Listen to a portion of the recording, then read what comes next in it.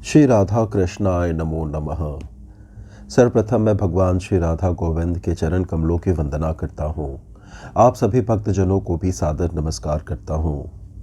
श्री गर्ग संहिता के पिछले कथा में हमने श्रवण किया कि किस प्रकार भगवान श्याम सुंदर श्री राधे के प्रेम की परीक्षा लेने के लिए वृषभानुपुर में श्री राधे से एक सुंदर गोप नारी श्री गोप देवी के रूप में मिलते हैं। हम आज इस कथा को आगे बढ़ाएंगे। यह कथा आप सभी को रोमांच से भर देगा, क्योंकि श्री राधा और श्री कृष्ण का परस्पर मिलन होने वाला है। आज श्याम सुंदर प्रेम की अधिष्ठात्री देवी श्री राधे के प्रेम की परीक्षा लेने वाले हैं और प्रसन्न होकर दर्शन देंगे। आगे जो हुआ वह हम सब आज की कथा के माध्यम से जानेंगे। कथा इस प्रकार से प्रारंभ होती है। नारद जी कहते हैं, मिथिलेश्वर, तदंतर रात व्यतीत होने पर माया से नारी का रूप धारण करने वाले श्री हरि श्री राधा का दुख शांत करने के लिए वृषभानु भवन में गए। उन्हें आया देखकर श्री राधा उठकर बड़े हर्ष के साथ भीतर लिवा ले गई और आसन देकर विधि विधान के साथ उनका पूजन किया। राधा बोली, सखी, तुम्हारे बिना मैं रात भर बहुत दुखी रही और तुम्हारे आ जाने से मुझे इतनी प्रसन्नता हुई है मानो कोई खोई हुई वस्तु मिल गई हो। जैसे कुपथ सेवन से पहले तो सुख मालूम होता है किंतु पीछे दुख भोगना पड़ता है, इसी तरह सत्संग से भी पहले सुख होता है और पीछे वियोग का दुख उठाना पड़ता है।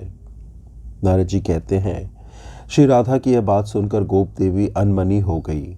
वे श्री राधा से कुछ भी नहीं बोली, किसी दुखनी की भांति चुपचाप बैठी रही। गोप देवी को खिन्न जानकर श्री राधिका ने सखियों के साथ विचार करके स्नेह तत्पर हो इस प्रकार कहा। श्री राधा बोली, गोप देवी, तुम अनमनी क्यों हो गई हो? कल्याणी, मुझे इसका कारण बताओ। माता, पति, ननद अथवा सास ने कुपित होकर तुम्हें फटकारा तो नहीं है? मनोहरे, किसी सौत के दोष से या अपने पति के वियोग से अथवा अन्यत्र चित्त लगा जाने से तो तुम्हारा मन खिन्न नहीं हुआ है? क्या कारण है? महाभागे, रास्ता चलने की थकावट से या शरीर में कोई रोग हो जाने से तुम्हें खेद नहीं हुआ है? अपने दुख का कारण शीघ्र बताओ। रंभोरु, किसी कृष्ण भक्त या ब्राह्मण को छोड़कर दूसरे जिस किसी ने भी तुमसे कोई कुत्सित बात कह दी हो तो मैं उसकी चिकित्सा करूंगी, उसे दंड दूंगी। यदि तुम्हारी इच्छा हो तो हाथी, घोड़े आदि वाहन, नाना प्रकार के रत्न, वस्त्र, धन और विचित्र भवन मुझसे ग्रहण करो। धन देकर शरीर की रक्षा करो, शरीर का भी उत्सर्ग करके लाज की रक्षा करो तथा मित्र के कार्य की सिद्धि के लिए तन, धन और लज्जा को भी अर्पित कर दे। धन देकर निरंतर प्राणों की रक्षा करे।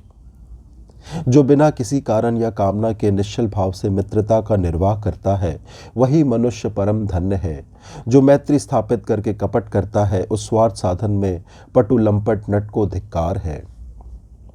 राजेंद्र, उनका यह प्रेम पूर्ण वचन सुनकर गोप देवी रूप में आए हुए भगवान उन कीर्ति नंदिनी श्री राधा से हंसते हुए बोले। श्री गोप देवी ने कहा, राधे, वर्षानुगिरी की घाटियों में जो मनोहर सकरी गली है उसी से होकर मैं स्वयं दही बेचने जा रही थी। इतने में नंद जी के नवतरुण कुमार श्याम सुंदर ने मुझे मार्ग में रोक लिया। उनके हाथ में वंशी और बेत की छड़ी थी। उन रसिक शेखर ने लाज को तिलांजलि दे तुरंत मेरा हाथ पकड़ लिया और जोर जोर से हंसते हुए उस एकांत वन में वे इस प्रकार कहने लगे, सुंदरी, मैं कर लेने वाला हूँ, अतः तो मुझे कर के रूप में दही का दान दो। मैंने कहा, चलो हटो, अपने आप कर लेने वाले बने हुए तुम जैसे गोरस लंपट को मैं कदापि दान नहीं दूंगी। मेरा इतना कहते ही उन्होंने सिर पर से दही का मटका उतार लिया और उसे फोड़ डाला। मटका फोड़कर थोड़ा सा दही पीकर मेरी चादर उतार ली और नंदीश्वर गिरी की ईशान कोण वाली दिशा की ओर वे चले गए।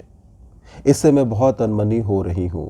जात का ग्वाला, काला कलूटा रंग, न धनवान, न वीर, न सुशील, न सुशीले, ऐसे पुरुष के प्रति तुमने प्रेम किया, यह ठीक नहीं। मैं कहती हूँ तुम आज से शीघ्र ही उस निर्मोही कृष्ण को मन से निकाल दो, उसे सर्वथा त्याग दो। इस प्रकार वैर भाव से युक्त कठोर वचन सुनकर वृषभानु नंदिनी श्री राधा को बड़ा विस्मय हुआ। वे वाक्य और पदों के प्रयोग से संबंध में सरस्वती के चरणों का स्मरण करती हुई उनसे बोली। श्री राधा ने कहा, सखी, जिनकी प्राप्ति के लिए ब्रह्मा और शिव आदि प्रमुख देवता अपने उत्कृष्ट योग रीति से तप करते हैं। दत्तात्रेय, शुक, कपिल, आसुरी और अंगिरा आदि भी जिनके चरणारविंदों के मकरंद और पराग का सादर स्पर्श करते हैं, उन्हीं अजन्मा परिपूर्ण देवता, लीला अवतारधारी, सर्वजन दुखहारी, भूतल भूरी भार हरणकारी तथा सत्पुरुषों के कल्याण के लिए यहाँ प्रकट हुए आदि पुरुष श्री कृष्ण की निंदा कैसे करती हो? तुम तो बड़ी ढीठ जान पड़ती हो। ग्वाले सदा गौवों का पालन करते हैं, गोरज की गंगा में नहाते हैं, उनका स्पर्श करते हैं तथा गौवों के उत्तम नामों का जप करते हैं। इतना ही नहीं, उन्हें दिन रात गौवों के सुंदर मख का दर्शन होता है। मेरी समझ में तो इस भूतल पर गोप जाति से बढ़कर दूसरी कोई जाति ही नहीं है। तुम उसे काला कटलूटा बताती हो, किंतु उन श्याम सुंदर श्री कृष्ण के श्याम विभाग से विलसित सुंदर कला का दर्शन करके उन्हीं में मन लगा जाने के कारण भगवान नीलकंठ औरों के सुंदर मुख को छोड़कर जटाजूट, हलाहल, विष, भस्म, कपाल और सर्प धारण किए उस काले कलूटे के लिए ही पागलों की भांति ब्रज में दौड़ते फिरते रहते हैं। स्वर्गलोक, सिद्ध, मुनि, यक्ष और मरुद्रोणों के पालक तथा समस्त नरों, किन्नरों और नागों के स्वामी भी निरंतर भक्ति भाव से जिनके चरणारविंदों में प्रणिपात करके उत्कृष्ट लक्ष्मी एवं ऐश्वर्य को पाकर निश्चय ही उन्हें बलि समर्पित किया करते हैं, उनको तुम निर्धन कहती हो।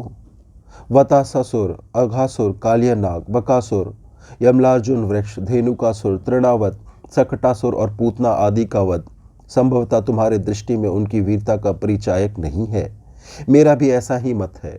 उन मुरारी के लिए क्या यश देने वाला हो सकता है जो कोटि कोटि ब्रह्मांड समूहों के एकमात्र शस्त्र और संहारक है। उन पुरुषोत्तम के लिए भक्त से बढ़कर कोई प्रिय हो ऐसा ज्ञात नहीं होता। शंकर, ब्रह्मा, लक्ष्मी तथा रोहिणी नंदन बलराम जी भी उनके लिए भक्तों से अधिक प्रिय नहीं है। वे भक्ति से बद्धचित्त होकर भक्तों के पीछे पीछे चलते हैं। अतः श्री कृष्ण केवल सुशील ही नहीं, समस्त लोकों के सुजन समुदाय के चूड़ामणि है। वे भक्तों के पीछे चलते हुए अपने रोम रोम में स्थित लोकों का पवित्र करते रहते हैं। वे परमात्मा अपने भक्तजनों के प्रति सदा ही अभिरुचि सूचित करते रहते हैं। अतः अत्यंत भजन करने वालों को भगवान मुकुंद मुक्ति तो अनायास दे देते हैं, किंतु उत्तम भक्ति योग कदापि नहीं देते, क्योंकि उन्हें भक्ति के बंधन में बंधे रहना पड़ता है। गोप देवी बोली, श्री राधे, तुम्हारी बुद्धि बृहस्पति का भी उपहास करती है और वाणी अपने प्रवचन कौशल से वेदवाणी का अनुकरण करती है, किंतु देवी, तुम्हारे बुलाने से यदि परमेश्वर श्री कृष्ण सचमुच यहाँ आ जाए और तुम्हारी बात का उत्तर दे, तब मैं मान लूंगी कि तुम्हारा कथन सच है। श्री राधा बोली, शुभ्रु, यदि परमेश्वर श्री कृष्ण मेरे बुलाने से आज यहाँ आ जाए, तब मैं तुम्हारे प्रति क्या करूं, ये तुम ही बताओ। परंतु अपनी ओर से इतना ही कह सकती हूँ कि यदि मेरे स्मरण करने से वनमाली का शुभागमन नहीं हुआ, तो मैं अपना सारा धन और यह भवन तुम्हें दे दूंगी। श्री नारद जी कहते हैं, राजन, तदंतर श्री राधा उठकर नंद नंदन को नमस्कार करके आसन पर बैठ गई और उनका ध्यान करने लगी। उस समय उनके नेत्र ध्यानरत होने के कारण निश्चल हो गए थे। श्री हरि ने देखा, प्रियतमा श्री राधा मेरे दर्शन के लिए उत्कंठित है। इनके अंग अंग में स्वेद जल का प्रवाह हो रहा है, गला रूंधा है, मुख पर आंसुओं की धारा बह चली है। यदि एक अपना पुरुष स्वरूप धारण करके भक्तवत्सल श्री कृष्ण सखियों के देखते देखते सहसा वहां प्रकट हो गए और प्रसन्नचित्त हो घन गर्जन के समान गंभीर वाणी में श्री राधा से बोले। भगवान श्री कृष्ण ने कहा, रंभोरु, चंद्रवदन, व्रज सुंदरी शिरोमणे, नूतन यौवन शालिनी, मानशिले प्रिय राधे, तुमने अपने मधुर वाणी से मुझे बुलाया है, इसलिए मैं तुरंत यहाँ आ गया हूँ। अब आँख खोलकर मुझे देखो। ललने, प्रियतम कृष्ण आओ, यह वाक्य यहाँ से प्रकट हुआ है और मैंने सुना। फिर उसी क्षण अपने गोकुल और गोपवृंद को छोड़कर वंशीवट और यमुना के तट से वेगपूर्वक दौड़ता हुआ तुम्हारी प्रसन्नता के लिए यहाँ आ पहुँचा हूँ। मेरे आते ही कोई सखी, रूप धारिणी, यक्षी, आसुरी, देवंगना अथवा किन्नरी, जो कोई भी मायाविनी तुम्हें छलने के लिए आई थी, यहाँ से चल दी। अतः तुम्हें ऐसे नागिन पर विश्वास ही नहीं करना चाहिए। नारद जी कहते हैं, राजन, तदंतर श्री राधा श्री हरि को देखकर उनके चरण कमलों में प्रणत हो परमानंद में निमग्न हो गई। उनका मनोरथ तत्काल पूर्ण हो गया। करता है वह मनुष्य कृतार्थ हो जाता है जो भी इसे भक्तिभाव से श्रवण करता है। इस प्रकार से आज की यह उत्तम कथा यही संपन्न होती है।